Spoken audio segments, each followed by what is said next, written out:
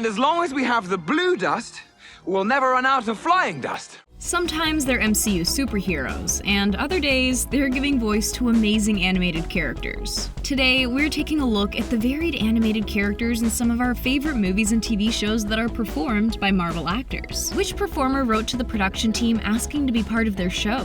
Which Grinch line was improvised by Benedict Cumberbatch? What in the world is happening? The film Onward has not one, but two Marvel stars lending their voices to bring this pair of brothers to life. Who are you? We're the Avengers, man.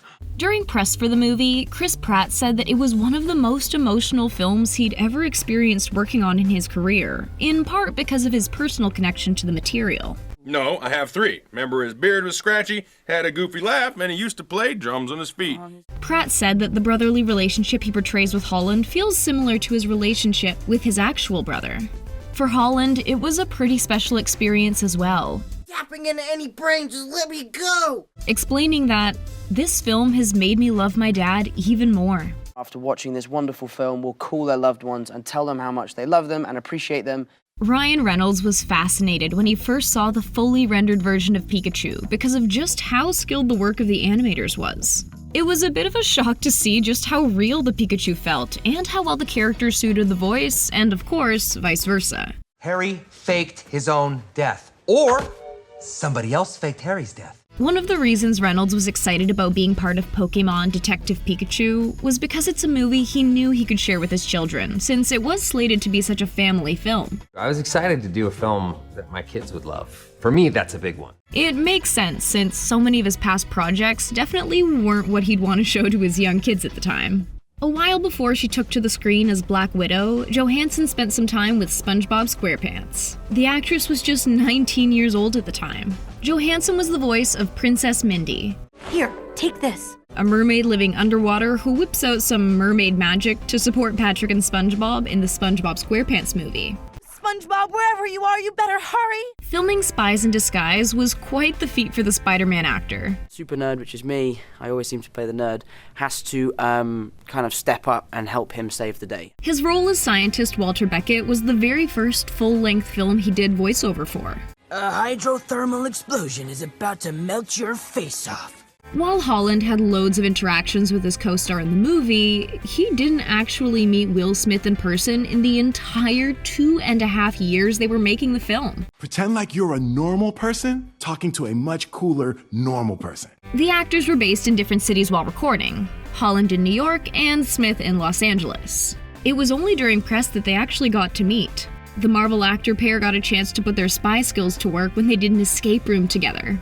Spies in Disguise, Tom Holland, Will Smith, it's very, very funny. Scarlett Johansson didn't just do voiceover early on in her career. She's been a brilliant addition to multiple projects, including the live-action Mowgli. Yes. Would you like to see? It was a really exciting experience for Johansson, who got to reinvent the character for this version of the story, since she played Kaa as a seductive female storyteller. Whereas in the cartoon, Kaa is a boy and more of a goofy pal to Mowgli. The way Kaa moves in the animation affected her vocal performance, and vice versa. Don't you know what you are?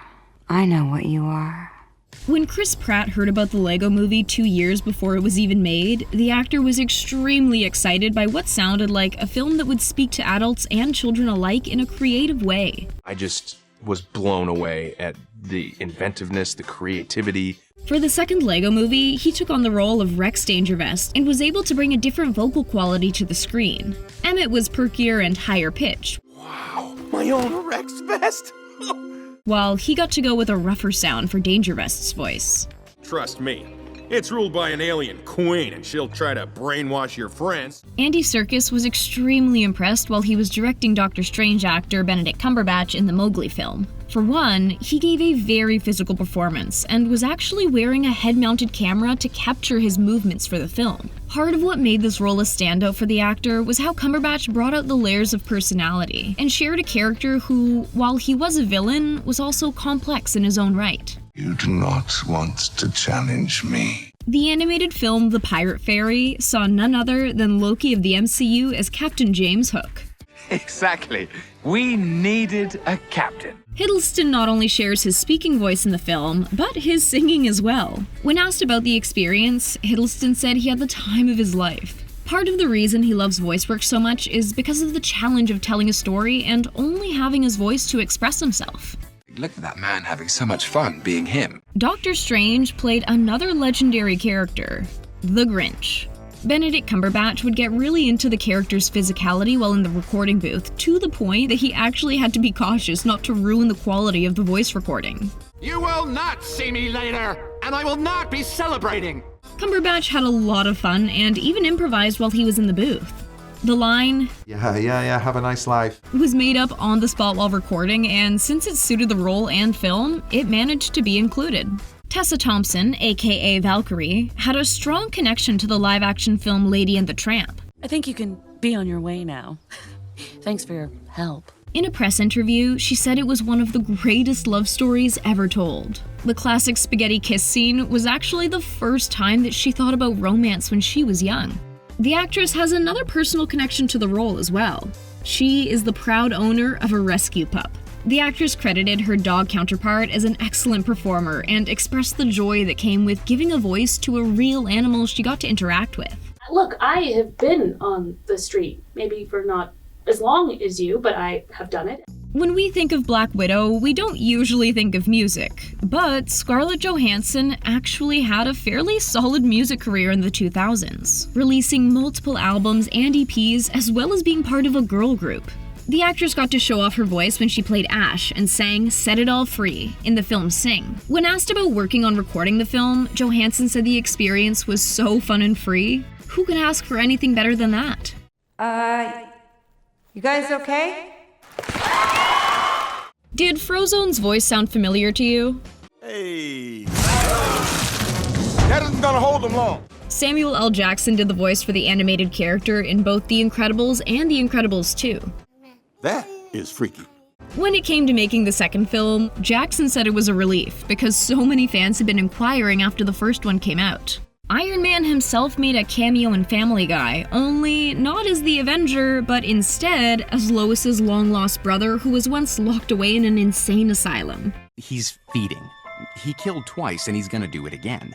Robert Downey Jr. was the one who made the first move, since he was a big fan of the show and had wanted to be part of it for quite a while. He asked to be part of the show somehow, and when the time was right, the Marvel actor made one guest appearance as Patrick Pewterschmidt.